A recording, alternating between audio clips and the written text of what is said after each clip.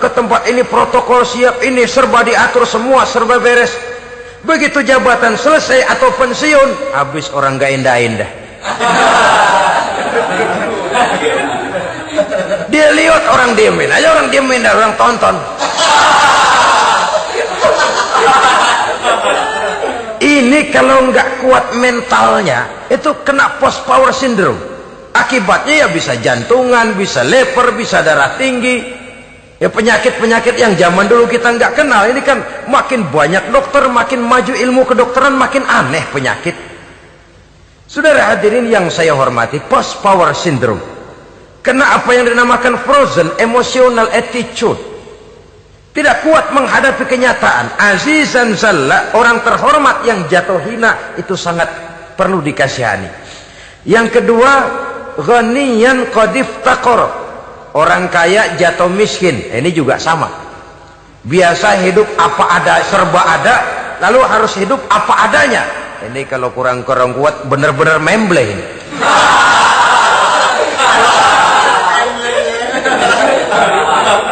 Kalau tidak kuat mentalnya, biasa hidup serba enak, serba nikmat, cuma kerjanya neken cek, main apa itu kredit card, macam-macam fasilitas dipunyai, tahu-tahu jatuh bangkrut, jatuh miskin. Kalau tidak fondasi agamanya kuat, bisa gantung diri, bisa bunuh diri, bisa frustasi, bisa terkena psikosomatik, tekanan jiwa mempengaruhi faktor biologis. Timbullah tekanan, terjadilah penyakit aneh-aneh. Al-ghaniyan qad iftaqara, orang kaya jatuh miskin, itu perlu dikasihani. Yang ketiga, wa faqihan yal'abu bihil juhal, ahli fikih tapi dipermainkan oleh orang-orang bodoh. Hanya kebetulan orang bodoh itu punya kekuasaan. Hukum bisa dipesan.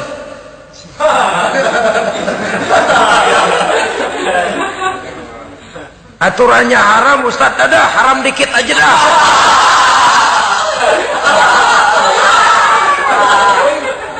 Sibuklah tuan fakih ini, ahli fikih ini mencari dalil kebet sana kebet sini supaya yang tadinya haram benar bisa jadi haram sedikit. Padahal yang minta ini orang bodoh, tidak ngerti agama. Cuma karena punya kekuasaan dipermainkan oleh orang yang fakih. Orang yang fakih ini dipermainkan. Kasihan orang yang seperti itu. Wa faqihan yal'abu bihil juhal, ahli fikih tapi dipermainkan oleh orang-orang bodoh. Akibatnya karismanya hilang, wibawanya lenyap. Dia menyangka bahwa dengan mengharam-haram sedikit-sedikit itu dia bisa mendapat keuntungan yang berganda-ganda, padahal akibatnya itu hanya akan membawa kecelakaan saja. Allah peringatkan benar, kala sekali-kali jangan begitu. Cari uang yang banyak silahkan, ngejar kedudukan yang bagus boleh, bikin rumah yang hebat silahkan, ada kendaraan bagus silahkan, tapi jangan sampai kamu terjebak kepada sirkuit celakai, perlombaan yang tidak ada garis finishnya. Sering dicontohkan orang menghayal, melamun. Kamu kenapa nggak mau ibadah? Lah bagaimana mau sembahyang, saya di Jakarta masih ngontrak.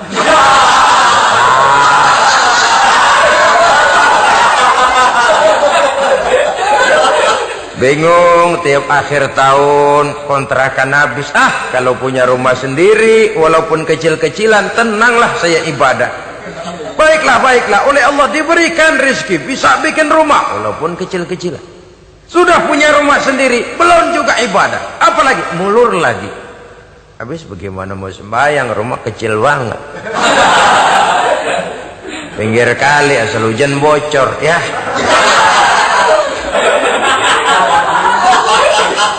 Kalau bisa punya rumah permanen, rajin dah ibadah dah. Iyalah, diberikan rezeki, bisa bikin rumah besar, kamarnya banyak, halamannya luas. Kendaraan belum ada, perabotan belum lengkap. Sudah ada kendaraan, belum kayak orang-orang. Sudah kayak orang-orang, masih sama dong, kudu di atas. Kapanlah selesainya? Kala sekali-kali jangan begitu. Jangan kamu mengumpulkan harta bermegah-megah membuat kamu lalai dari taat kepada Tuhanmu. Engkau tinggalkan rukuk dan sujud, engkau jauh dari masjid, engkau kering dari kehidupan beragama. Sebab itulah maka pembangunan fisik material tidak bisa dipisahkan dengan pembangunan mental spiritual. Tidak hanya cuma dalam teori, tapi juga harus dalam praktek.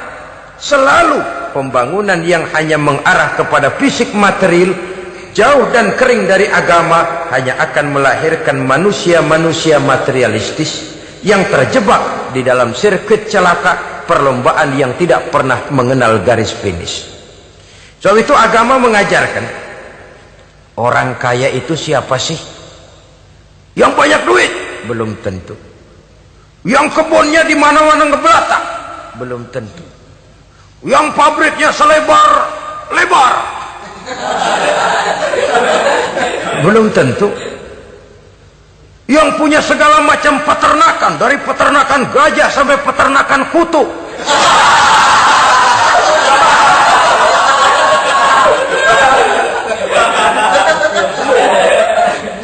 Belum tentu.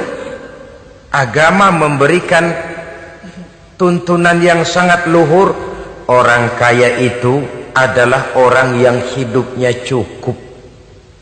Orang miskin itu orang yang selalu merasa kurang. Bagaimanapun banyak duit saudara miliki, kalau masih merasa kurang, masih miskin saudara.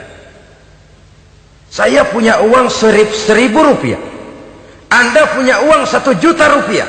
Mungkin saya lebih kaya dengan uang yang 1.000 ketimbang Anda 1 juta. Kenapa? Dalam tangan saya uang 1.000 besar, artinya sesuai dengan kebutuhan saya. Tapi di tangan Anda uang 1 juta, kebutuhan Anda lebih besar daripada itu lagi. Maka agama mengajarkan sifat qanaah, merasa cukup, dan itulah sumber kekayaan yang hakiki. Orang kaya adalah orang yang hidupnya cukup. Kalla saufa ta'lamun.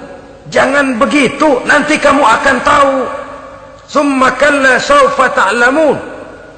Jangan sekali-kali begitu, suatu saat kamu pasti akan tahu.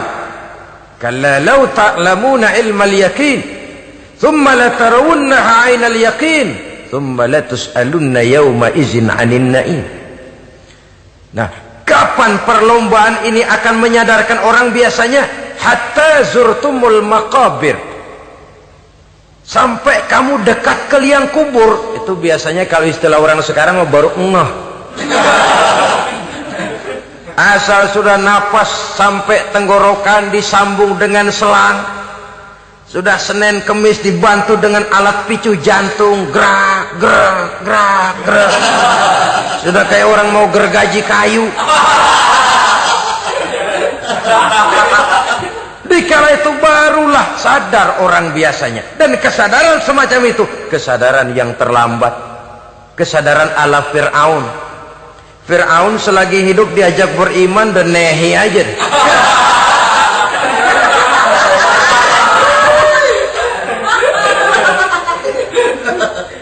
Tapi ketika dia tenggelam di lautan merah bersama seluruh tentaranya, dikala napas hampir terputus, keluar ucapannya, amantu bi Rabbi Musa wa Harun. Aduh, kalau begini mah saya juga percaya kepada Tuhannya Musa dan Harun. Saya beriman kepada Allah. Lagi timbul tenggelam mau sekarat baru beriman. Hatta zurtumul maqabir. Kamu telah lalai dari sebab bermegah-megah sampai kamu masuk ke liang kubur, dekat ke liang kubur. Kalimat zurtum di sini menjelaskan bahwa kubur itu tidak selamanya. Zurtum itu dari kalimat zaro ya zuru, berziarah. Orang berziarah kan sebentar. Ke kubur itu sama dengan berziarah kita di situ. Sebentar, tidak akan selamanya, tidak akan kekal dalam kubur. Bahwa kubur itu cuma satu halte dari sekian halte yang harus kita jalani. Hatta zurtumul maqabir ay mutum wa dufintum fil kubur. Sampai kamu mati, dikubumikan dalam kubur, barulah kamu sadar bahwa perlombaan itu hanya sia-sia. Bahwa perlombaan itu tidak akan pernah mengenal garis finish. bahwa perlombaan itu akan membuat kamu celaka. Begitulah umumnya kebanyakan orang yang terjebak ke dalam paham materialis, baru menyadari kesalahan langkahnya pada saat napas sudah sampai di tenggorokan. Ternyata uangnya yang miliaran rupiah tidak sanggup menyambung nafasnya.